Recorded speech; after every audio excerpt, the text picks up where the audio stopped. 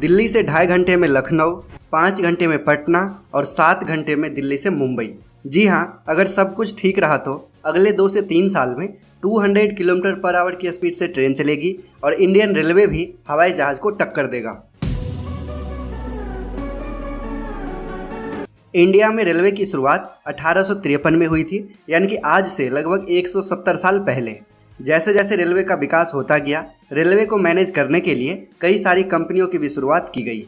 जैसे 1903 में IRCA यानी कि इंडियन रेलवे कॉन्फ्रेंस एसोसिएशन, 1930 में CSO यानी कि सेंट्रल स्टैंडर्ड ऑफिस।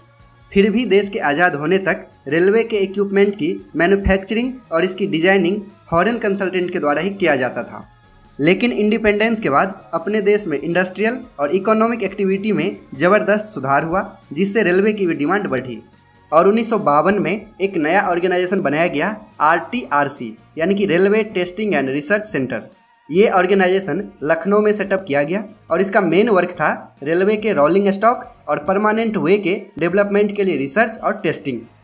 लेकिन 1957 में CSO यानी कि सेंट्रल स्टैंडर्ड ऑफिस और RTRC यानी कि railway testing and research centre को मिलाकर सिंगल यूनिट बनाया गया, RDSO यानी कि research designs and standard organisation.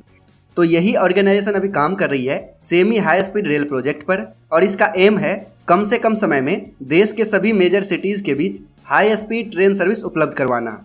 तो 200 किलोमीटर पर आवर की स्पीड से ऑपरेट होने के लिए ट्रेन 18 की तरह ही लाइट एल्यूमिनियम के कोच बनेंगे। हालांकि ट्रेन 18, जिसे अब वंदे भारत ट्रेन के नाम से जाना जाता है, ये ट्रेन सेल्फ प्रोपेल्ड यानी कि डिस्ट्रीब्यूटेड ट्रैक्शन पावर सिस्टम पर ऑपरेट होती है और इसमें इंजन की ज़रूरत नहीं होती है। जबकि 200 किलोमीटर पर आवर की स्पीड से ऑपरेट होने वाली इस ट्रेन की designing push and pull technology पर आधारित होगी और इस ट्रेन में दोनों तरफ पावर यूनिट लगाया जाएगा। हिंदुस्तान न्यूज़पेपर के अकॉर्डिंग 200 किलोमीटर पर आवर की स्पीड से ट्रेन चलाने के लिए 100 ट्रेन सेट खरीदने की तैयारी है और इसके लिए नोटिफिकेशन भी जारी कर दिया गया है। वैसे अभी अपने देश में सबसे फास्ट ट्रेन है वंदे भारत एक्सप्रेस, जिसकी मैक्सिमम स्पीड है 180 किलोमीटर पर आवर और इसकी एवरेज स्पीड है 100 किलोमीटर पर आवर।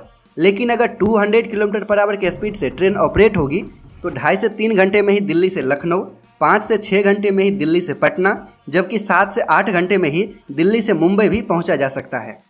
हालांकि अभी भी इंडियन रेलवे को 200 किलोमीटर पर आवर की स्पीड से ट्रेन चलाने के लिए रेलवे इंफ्रास्ट्रक्चर में काफ़ी ज़्यादा सुधार करने की ज़रूरत है।